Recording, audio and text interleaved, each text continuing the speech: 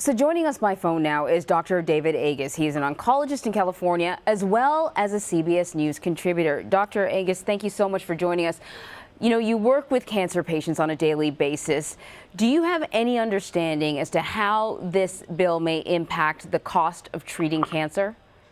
I think there's fear. You know, the Center for American Progress, which is a partisan group, released numbers today that show that if somebody's diagnosed with lung, brain cancer, there's a $72,000 increase in their premium. Breast cancer, a $28,000. If cancer is spread, a $140,000 increase in the premium. So among cancer doctors and patients, there's a panic of what do we do? Right. You're hearing from patients. I can't imagine politics is something that typically comes up in the office. No, it's a political football now. And when there is that political football, patients, especially ones that have existing conditions, whether that be diabetes or heart disease or cancer, are panicked because overnight this social legislation can change what's happening to them.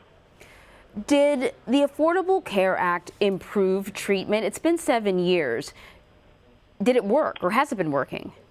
There are no question there are benefits to the Affordable Care Act, and there are things that need to be changed and fixed. But one of the great benefits is that it allowed 20-plus million people to get into the system. When you're into the system, you can actually practice prevention, get care so that you don't present with advanced disease and cost the system more. So it allowed people really to take charge of their own health and make strategic plans for their own finances and their families. What are some of the components of the Affordable Care Act that you believe, whatever they do with health care, what components do you believe has to stay in the legislation? You can't control the fact that you have breast cancer or that you had diabetes or had a heart attack. Jimmy Kimmel's son could not control the fact that he was born with a hole in his heart. And so all of us need to say pre-existing conditions happen, and we need to build in social legislation to allow individuals with pre-condition to have health care and health insurance, because that's critical. Otherwise, disease progresses, and then we're dealing with end-stage disease, which is much more expensive and obviously has significant morbidities on the patient. Yeah. But you mentioned, you know, the Affordable Care Act was not without its flaws. What sort of things do you think needed to be improved? I think that, you know, with the Affordable Care Act, there was a lot of incentives to try to push younger people without conditions in and have them pay the premiums to actually cover other people.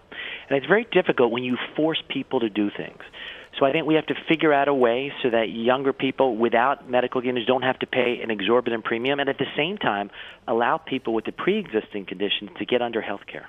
You know, an additional $8 billion was added to this GOP bill in order to cover high-risk pools. I know that some states have high-risk pools, have tried it out. Do you know if these high-risk pools work or not when it comes to people with pre-existing conditions who cannot find health care? Historically, they haven't. Historically, there's still been a marked increase in premium with pre-existing conditions. $8 billion is certainly a drop in the bucket. It's a small amount. It's something, and so I like that direction. But a lot more needs to be done for people with existing conditions. And this is not a small number. I mean, pre-existing conditions, you know, we're talking, you know, diabetes, heart disease. These are very large numbers in our country. Yeah, indeed. You know, I think sometimes when people think of pre-existing conditions, they think of perhaps a condition that may, like cancer, that may cost an awful lot to treat. But something like diabetes may occur over a lifetime, and it's not a lot in one shot, but it's a lot over a lifetime. No question. Remember, pregnancy is a pre-existing condition. So there's a $17,000 premium if you get pregnant. That's a lot of money, doctor. That's a lot of money, although kids are worth it. They're pretty amazing. What are some of the worst case scenarios that you've seen? Have you talked to people who say, listen, I'm making a choice between my health care and something else that's important?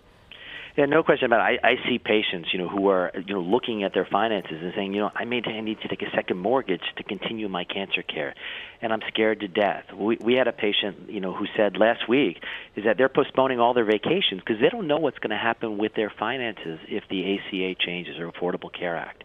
And so there's definitely that fear of, I don't know what's next in this political football. Have you seen, I've noticed certainly that various medical associations have been chiming in on health care. I don't think I've noticed that as much before.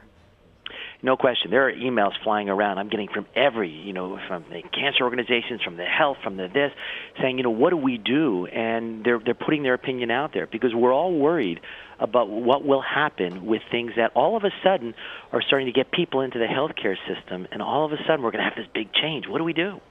Indeed, Dr. David Agus, thank you so much for your time. Thank you, Anne Marie. I appreciate it.